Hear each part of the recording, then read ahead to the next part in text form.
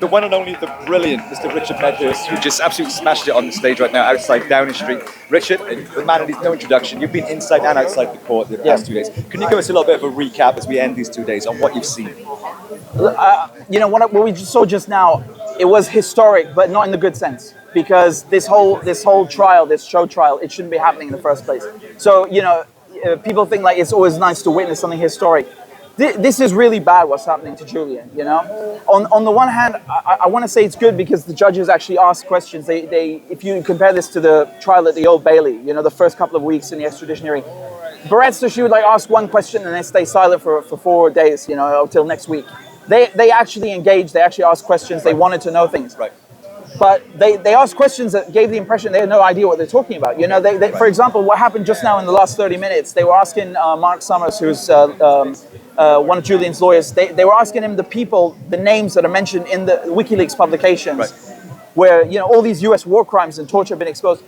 Are these the same people that carried out the torture and the war crimes? Yes, they are. Yeah. It's obviously not every single one of them, but they have supported and upheld that regime of kidnapping and rendering people, torturing people, and many people have gone to court and proven in the EU, for example, that they were tortured by the Americans and they got compensation for that. Obviously, it can't make up for what happened to them, but this shows the value. Not just the moral value, but the historic and legal value of what Julian Assange has done. 100%. I spoke to Matt Kenner of Declassified just earlier, and he said he's actually come away from this feeling a little bit more positive. Positive probably isn't the right word, but when we heard yesterday about the technical problems that you alluded to just now and stuff like that, you kind of thought, oh shit, okay, here we go. But Matt actually said very much what you just mentioned then, that actually there seemed to be a little bit more interest than you might have expected. So have you come away with a little bit of a feeling of... Yeah, I don't want to give people false hope, or myself even. Actually, I'm saying it for myself, really. Right. But it wasn't as terrible. It wasn't as bad as the other ones, I would say, because it was so cold usually. And make no mistake, this was also very, very just nasty all around. I mean, I'm obviously not for me, most of all for Julian, and the fact that he's too ill to even come in, as I understood. Correct me if I'm wrong. So but nevertheless, I have come away a bit more positive, a tiny bit, just because of the fact that they actually engaged. And also, I have to say, Mark Summers did a great job of actually, it's reiterating and explaining, what is at hand here. He really laid it out so eloquently at times that I was like, I couldn't have done a better job myself.